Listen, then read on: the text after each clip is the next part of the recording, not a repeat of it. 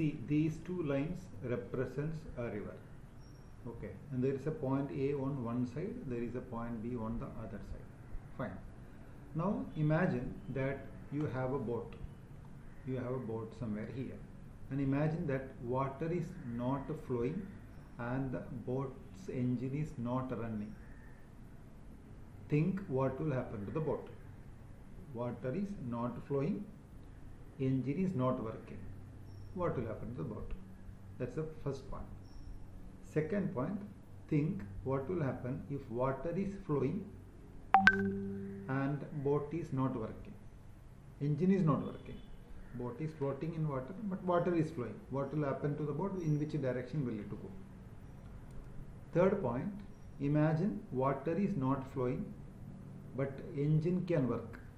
Water is not flowing, but engine can work. And think what will happen if the boat is driven in this direction. If the boat is driven in the forward direction, what will happen? If you drive your boat in this direction, where will you reach? Water is not flowing, so where will you reach? Think. And suppose that you are driving your boat in this direction, water is not flowing, where will it reach? Third point, same thing, water is not flowing, but you are driving in this direction, where will you reach? Okay. Now imagine that water is flowing in this direction. This is the direction in which water is flowing. Okay, water is flowing. And you have your boat, and your boat is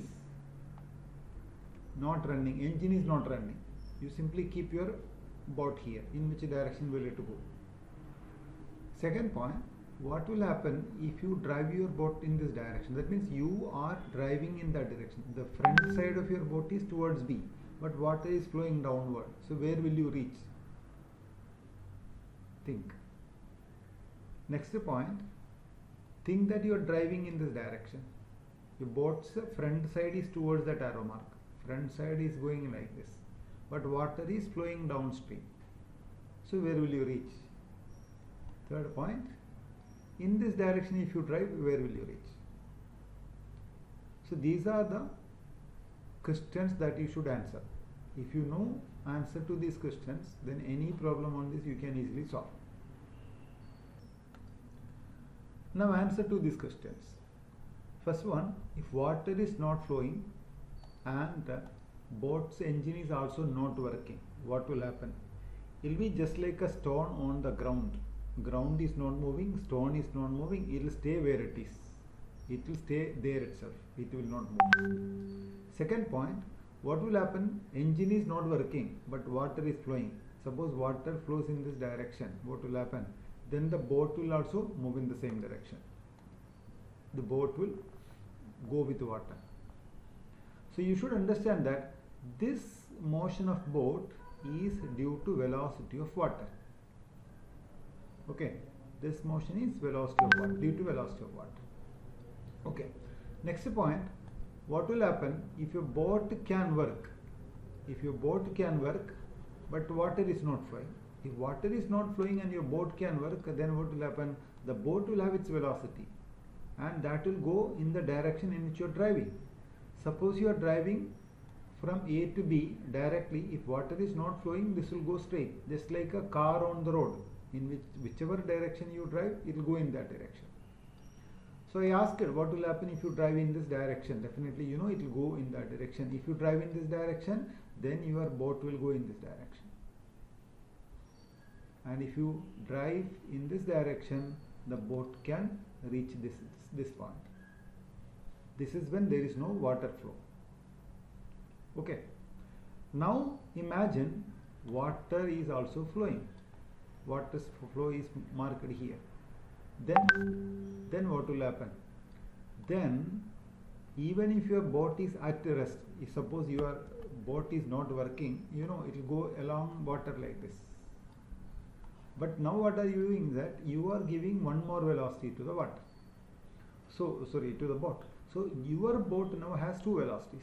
One due to the water, which is represented by this arrow mark, and the other one is the velocity of the boat due to its engine, that is represented by this. So your boat is getting two pull, one perpendicular to the river which will take it from A to B. This velocity will take it from A to B, because this velocity will take it downstream. It will never take it from A to B. That's the first point that you need to be very thorough, that this velocity of water will never take your boat from one side to the other side.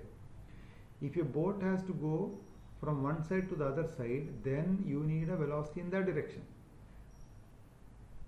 A particular motion in a particular direction is due to velocity in that direction.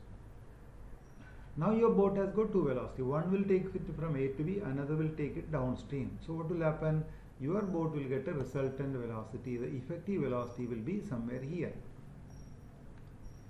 It will be somewhere here in this direction. So your boat will reach here.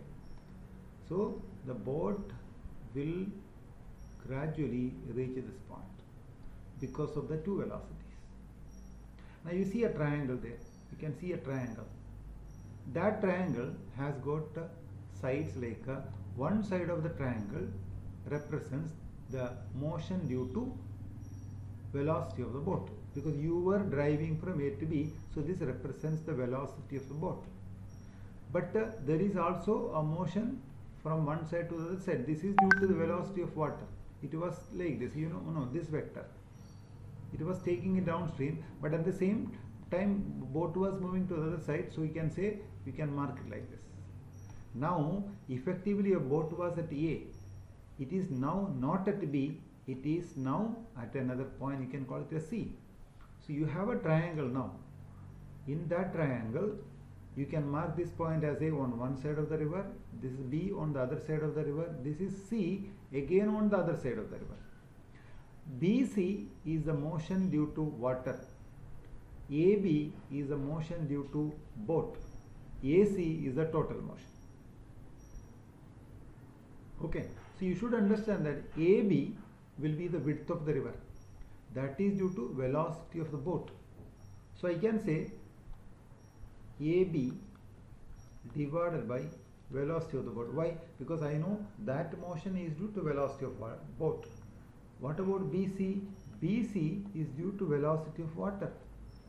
What about AC? It is due to the total velocity. And how to get total velocity? See this triangle. The total velocity is the hypotenuse of the triangle. So the total velocity can be calculated using Pythagoras theorem. It is the vector sum of boat velocity and water velocity. And this is AB is the distance, VB is the speed. So this gives you the time. The time taken. Time taken to go from one side to the other side. You started at A, you reached at C, and the time taken is given by these equations. Okay, here you should know that the water's velocity is actually helping the boat. Water's velocity is helping the boat, so this will give you effectively more. If you compare the side of the triangle, you can see that AB, BC are smaller than AC. So you are getting more velocity, that means you take less time. So this is a case of the shortest time taken for a boat to go from one bank to the other bank. Again, think that water flows in this direction. Okay, and now you are driving your boat in this direction, like this. You are driving it in that direction. What will happen? Now there will be two velocities acting on the boat, just like the previous case. One velocity will be like this, the other velocity is like this. Okay, so where is the resultant velocity? The resultant velocity of these two things will be in between, like a vector somewhere in between. It can be in this direction, it can be in this direction, or it can be even perpendicular. Right. Now, if you want to go from A to B directly, this is what you have to do. You have to adjust the boat's velocity such that the resultant velocity will be perpendicular. So, this vector represents the velocity of water, this represents the velocity of the boat, That means if the water is not flowing, your boat would have reached this point. But since water is flowing, water will take your boat not that point. Water will give you your boat a displacement this much. So this displacement due to boat and this displacement due to water will give you effectively a displacement from A to B. Okay. So effective displacement must be from A to B. It can be anywhere depending on the velocities, but I am saying that you need a resultant displacement directly from A to B, because that is the shortest path that you can take. All other paths will be longer. Again, you can construct a triangle where this vector will represent the displacement from A to B. Okay. This vector will represent the displacement due to the engine, the boat, and this will represent the displacement due to water, which is also called drift. So here, how to mark the triangle? This is the side A, this is the side B, across. This is C. Are you reaching C? You are not reaching C. In the case water is not flowing, you would have reached C, but since water is flowing, you will reach only B. So AB is the effective displacement. It is effective. AC is the displacement due to boat. CB is the displacement due to water. So again you can write an equation like this. AC is due to velocity of the boat. CB or BC is due to velocity of water, and AB is the effective thing, and that is due to the resultant velocity. And how to get the resultant velocity? See the triangle. The AC represents velocity of the boat, BC represents velocity of water, and you can see this side is actually, use Pythagoras theorem. How to find AB? AB square equal to root AB square equal to AC square minus BC square. So this will give you root of VB. VB is the largest one. VB square minus VW square. So this is what? The time taken. This is the time taken. The path is shortest, but effectively you are getting less velocity. If you compare with the previous case, you can see in the previous case effective was the hypotenuse, which was the greatest one, but here effective is less. So effective speed is less, so you will take more time. Shortest path, but not the shortest time. Now if you want to understand this in terms of components, sin theta, etc., understand that if you give, look at the diagram, if you give your boat a velocity perpendicular to the flow, like if you give it a velocity from A to B, you will directly go from A to B. Okay, but if you give a velocity like this, what does it mean? This velocity will take you like this. That means you started from one side of the river and you went to the other side of the river. Okay, I mean, if water is not flowing, this is where you go. That means you have two displacements, one from this side of the river to the other side of the river, because you were at A but you are now on the other side. So you have a displacement from this side to that side. At the same time, you are traveling from one one side here A, and you were actually going in this direction also, parallel to the river also you are going. I mean to say, you are going like this, at the same time like this, two motions. That means your velocity has got two components. One component parallel to the side of the river, the other component perpendicular to that one. Okay, so your velocity, the boat's velocity has got two components. One will take from one side to the other side, and the other will take along one side. Okay, now water has a speed. Water has got a speed, but that is like this, and compare it. The speed of water is opposite to one component of the boat. Velocity of water is opposite to one component of the velocity of the boat. So what happens? If these two components are equal, that means the velocity component parallel to the water flow and the velocity of water are equal and opposite, what will happen? They will cancel. If these two are equal and opposite, they will cancel. That means the boat is trying to take it from A to this side, and water will take it an equal distance in the opposite side. So there will be no motion along the river, but the other one will remain. The other component will remain, so your boat will go from A to B. So if you want to take your boat from A to B, what is the condition? The condition is simple. The component of boat's velocity parallel to the river and the velocity of the water should have equal size. Now let us calculate this mathematically.